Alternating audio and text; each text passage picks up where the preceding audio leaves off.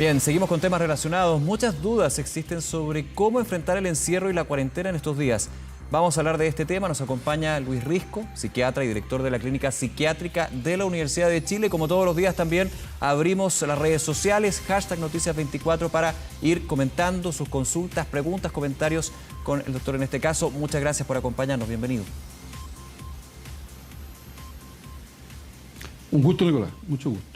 A ver, ¿cómo evalúa usted lo que han sido las distintas historias, comentarios, lo que es vivir en cuarentena, cuando hay ansiedad, cuando hay temor, cuando hay encierro, que evidentemente para el ser humano son temas completamente inherentes, digamos?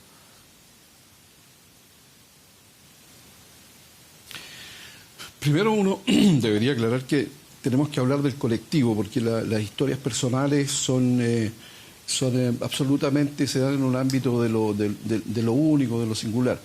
¿Qué ha pasado con el colectivo chileno, llamémosle así, con esta pandemia? Al comienzo hubo una reacción de miedo global, de terror que todavía se mantiene. Hay un terror al contagio, hay un terror a la estigmatización. Han habido ambientes donde se ha estigmatizado, por ejemplo, el personal de salud. Pero ahora está pasando el colectivo por un periodo en el cual está intentando acomodarse lo mejor posible a esta situación tan absolutamente inusual que estamos pasando, que esta de la pandemia, con el encierro, con el exceso de horas juntos con personas con las cuales en general no pasamos tanto tiempo, con las exigencias, ¿no es cierto?, laborales que han cambiado de formato, etcétera, etcétera. Hay hoy día una sensación de necesidad de aclararse, de tener referentes y de tener alguna dirección con la cual acomodarse a esta circunstancia tan poco usual, podríamos llamar, que estamos cruzando.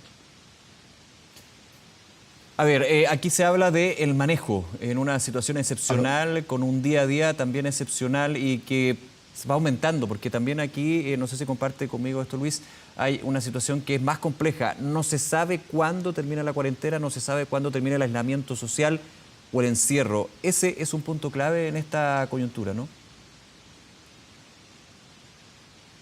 Sí.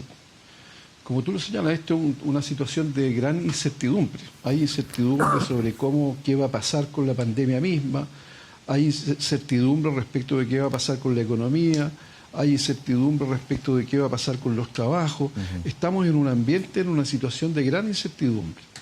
La incertidumbre en general es mucho más difícil de tolerar que los días malos, los días en los cuales tenemos noticias malas. Claro. Porque aunque sean malas tenemos certidumbre, esto es lo que está pasando y vamos a ir a dar a tal parte. La situación global hoy día es de absoluta incertidumbre y lo que uno tiene que tratar de sentir, de proveer y de compartir es darle a toda esta situación actual de cada uno de nosotros la mayor posibilidad de certidumbre que se pueda dentro de la gran incertidumbre en la que nos encontramos. ¿A qué me refiero?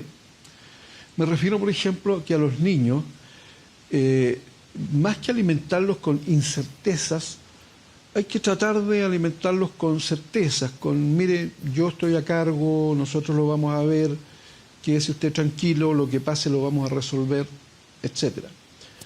Es bueno recordar que hay periodos de la vida, que entre los 2 y los 4 años, por ejemplo, en que los niños pueden estar bien, estar tranquilos, jugando a solas, siempre que hay un adulto cerca. Los niños que juegan a solas entre esa edad, sin un adulto cerca, comparados con aquellos que juegan a solas con adultos cerca, en el largo plazo desarrollan más trastornos ansiosos. Entonces, el estar con los demás, el proveer de certeza, en particular a los niños, es una cosa que hoy día necesitamos imperiosamente. En ese punto, le pregunto lo siguiente, ¿sirven las rutinas? Se ha hablado de que es una de las grandes recomendaciones, que de alguna manera en días que son completamente distintos a la normalidad, tratar de alguna manera darle ese carácter de normal. ¿Es bueno eso? Sí. Es absolutamente cierto en el sentido de que las rutinas son certezas. Cumplir las rutinas es tener certezas de los actos propios y de los demás. Pero el problema es que hoy día las rutinas no pueden ser repetidas tan como las teníamos todos los días. El horario de irse al trabajar, el horario de volver a trabajar, el tiempo que se toma el café, el tiempo que se toma de almuerzo, debería uno ir haciendo variaciones considerando que uno está en la casa, que hay más gente, que hay más necesidades emocionales por parte de uno, por parte de los demás. Es decir, es bueno que establezcamos y mantengamos rutinas, pero ojo, no tienen que ser necesariamente los horarios y las rutinas que uno respetaba durante los días laborales normales, llamémoslo. Sí. Hay que adecuarlo a la situación que está viviendo cada cual en su casa y hay que adecuarlo también al hecho de que se está pasando más tiempo y se está compartiendo, por lo tanto, más experiencia emocional, quiera o no se quiera, con las personas más cercanas. Hablamos un minuto de la situación de los niños y los adultos. Le pregunto también por los adultos, por las parejas, donde también el encierro empieza a mostrar una relación que algunas veces se complica justamente por esto. No estamos acostumbrados a estar encerrados, eso es, insisto, parte del ser humano. ¿Cómo se maneja ese punto entre los adultos que finalmente, claro, no es difícil entrar a cambiar una opinión, cambiar una mirada y por sobre todo también llegar a puntos de encuentro cuando pasan muchos días de encierro? Sí, eso es muy cierto. Es muy, muy cierto. La pregunta es qué hacer con eso.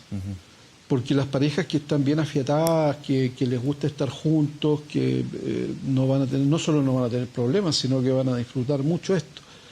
Pero las parejas que tienen algún grado de dificultad o las parejas que no están muy acostumbradas a compartir demasiado tiempo, que son muchas, porque el tráfago de la vida cotidiana del Chile actual es sencillamente de vértigo, pueden encontrarse con alguna clase de problema. Mire, la recomendación más global, la recomendación más general, la recomendación más, yo le diría, de entrada, es que se intente tener por lo menos algunos espacios en el día de actividad lúdica, de jugar a algo, un juego de mesa o un juego de palabras o alguna cosa que puedan compartir que sea liviana, divertida, porque estamos viviendo tiempos de incertidumbre, esa incertidumbre se la están llevando, el monto emocional, el gasto emocional de esa incertidumbre se la están llevando los líderes de cada grupo familiar y llevar esa carga en realidad sin la liviandad ocasional del juego, de la risa,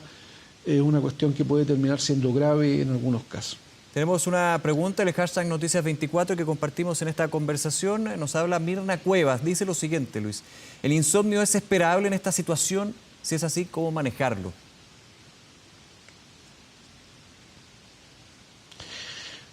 Mire, la experiencia clínica mía es que a mucha gente le están pasando muchas cosas que normalmente no le ocurren. Por ejemplo, hay mucha gente que está presentando caída de pelo, caída universal. Hay mucha gente que se peina y se queda con mechones de pelo, cosa que hace 4 o 5 meses no le está ocurriendo. Y eso no es ni por fármacos, no es ni por alimentación, es sencillamente por el nivel de estrés que estamos sufriendo. Otra cosa que está pasando mucho es justamente el problema de los trastornos de sueño. Y en particular uno de los más frecuentes hoy día es el insomnio de conciliación.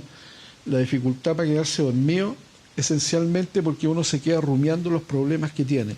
Hay mucha gente que está con muchos problemas hoy día, gente que no sabe cuál va a ser su futuro laboral, gente que se está sintiendo abrumada por tener que gestionar una casa y todo el funcionamiento emocional, que eso no tanto lo operacional, sino que lo emocional que eso supone con un gasto personal que no tenía presupuestado, etcétera. Hay mucha gente que está enfocando diversos problemas de transición, es decir, estamos en transición hacia otro tipo de sociedad, podría uno decir, en la cual necesariamente lo que está pasando ahora ya va a ser mucho más frecuente y de regla.